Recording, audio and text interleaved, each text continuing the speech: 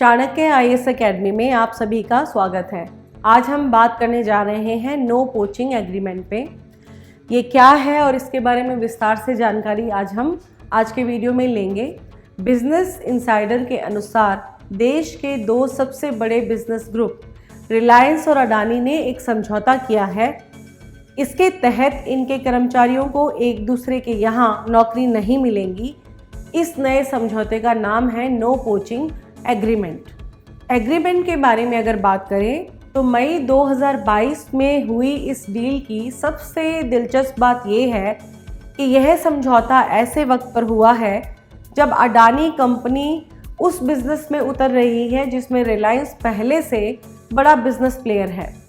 अडानी ने पिछले साल यानी कि 2021 में अडानी पेट्रोकेमिकल्स लिमिटेड के साथ पेट्रोकेमिकल्स क्षेत्र में एंट्री की है।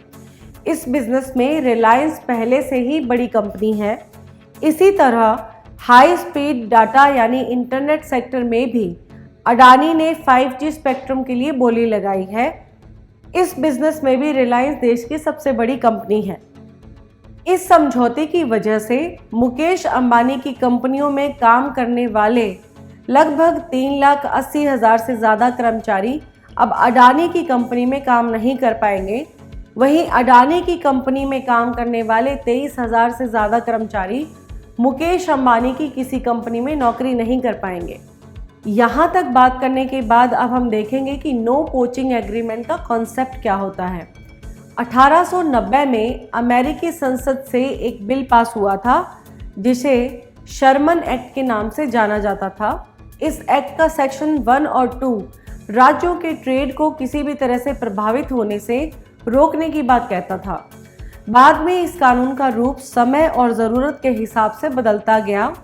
2010 में अमेरिका में नो पोचिंग एग्रीमेंट से जुड़ा कानून उस वक्त लाइमलाइट में आया जब अमेरिका के कानून विभाग ने सिलिकॉन वैली की गूगल, एडोब, इंटेल और एप्पल जैसी कंपनियों के खिलाफ एक शिकायत दर्ज की। इस शिकायत में कहा गया कि ये कंपनियां आपस में एक दूसरे के कर्मचारियों को नौकरी नहीं दे रही थी, साथ ही कर्मचारियों की पद, सैलरी और सुविधाएं फिक्स कर दी गई थी। इसे क्रिमिनल केस मानकर अमेरिकी लॉ डिपार्टमेंट ने जांच के आदेश भी दिए थे। हालांकि कानूनी तौर पर इसमें नियमों को तोड़ने जैसा कुछ भले ही नहीं मिला हो, लेकिन जांच में ये ज़रूर पता चला कि इससे अमेरिका के लाखों कर्मचारियों के जीवन पर बुरा असर पड़ा था। 1990 को ग्लोबलाइजेशन का दौर माना जाता है। इस वक्त टैलेंट वॉर के नाम से एक नया टर्म पहली बार चर्चा में आया। इस वक्त दुनिया भर की कंपनियों में स्किल्ड लेबर की ज़बरदस्त कमी महसूस हो रही थी। टैलेंटेड कर्मचारी बेहतर अवसर और सुविधाओं को देख एक कंपनी से दूसरी कंपनी में चले जाते थे। इसे ही वॉर फॉर टैलेंट के नाम से जाना गया। इसे रोकने और कर्मचारियों को लंबे समय तक अपनी कंपनी से जोड़े रखने के लिए मैनेजमेंट कई तरीके अपनाती थी। इनमें से ही एक तरीका था no poaching agreement. No poaching agreement के आने के कारण क्या थे? नो पोचिंग एग्रीमेंट, दूसरे शब्दों में नो हायर एग्रीमेंट भी कहा जाता है, यह दो या अधिक कंपनियों के बीच किया गया ऐसा समझौता होता है जिसके तहत एक कंपनी में काम करने वाले को समझौते में शामिल दूसरी कंपनी में नौकरी नहीं मिलती है, या फिर नौकरी मिलती है तो उसके पद, पैसे और सुविधाओं में कोई बढ़ोतरी नहीं होती है। इस तरह का समझौता आमतौर पर तब खत्म हो जाता है जब कोई कंपनी अपने वादे को तोड़कर समझौते में शामिल कर्मचारियों को नौकरी देती है। इस तरह के ज़्यादातर एग्रीमेंट दो या ज़्यादा कंपनियों के बीच कानूनी तरीके से नहीं होते हैं। कई कंपनियां इस तरह के एग्रीमेंट को इनफॉर्मली करती है जिससे स्किल्ड मैन पावर का संतुलन बना रहता है। भारत में भी ये भी देखने में आया है कि स्किल्ड लेबर की कमी से वॉर फॉर टैलेंट बढ़ रहा है। 2020 में कामगारों के मामले में चीन के बाद दुनिया में दूसरे स्थान पर भारत था। मैन पावर टैलेंट शॉर्टेज सर्वे के अनुसार भारत दुनिया के उन टॉप 4 देशों में शामिल है जहां सबसे ज़्यादा स्किल्ड कर्मचारियों की कमी है। यही कारण है कि भारत में बड़ी कंपनियों के सामने तेजी से वॉर फॉर टैलेंट बढ़ रहा है। जिन देशों में कम स्किल्ड कर्मचारी हैं वहां मैन पावर तेजी से महंगे हो रहे हैं। ऐसे में भारत में भी अब कंपनियों के बीच इस तरह के एग्रीमेंट हो रहे हैं।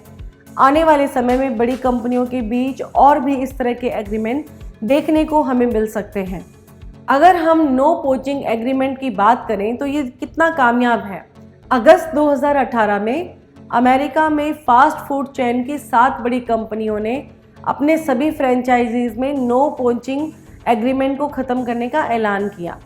इन 7 फास्ट फूड कंपनियों में Arby's, Auntie Anne's, Buffalo Wild Wings, Carl's Junior, Cinnabon, Jimmy John's और मैकडॉनल्ड्स जैसे बड़े नाम शामिल थे। इन कंपनियों ने फैसला किया था कि वह आपस में किसी भी कंपनी के कर्मचारी को बड़े पोजीशन और ज़्यादा पैसा देकर नौकरी नहीं देंगे। ऐसे में अच्छे कर्मचारी या तो इन सभी कंपनियों में नौकरी करने से या फिर नौकरी बदलकर दूसरी कंपनी में जाने से बचते थे। इसका असर इन कंपनियों की ग्रोथ पर देखने को मिल रहा था। यही वजह थी कि एग्रीमेंट होने के कुछ महीने बाद ही सभी कंपनियों से इसे ख़त्म करने का फैसला लिया गया। इस प्रकार आज के इस टॉपिक पर हमने पूरी बात कर ली है। कल हम फिर मिलेंगे एक नए टॉपिक के साथ। आप हमारे YouTube चैनल को लाइक, शेयर और सब्सक्राइब ज़रूर करें। धन्यवाद। Don't forget to like, share and subscribe to our channel and press the bell icon to never miss an update.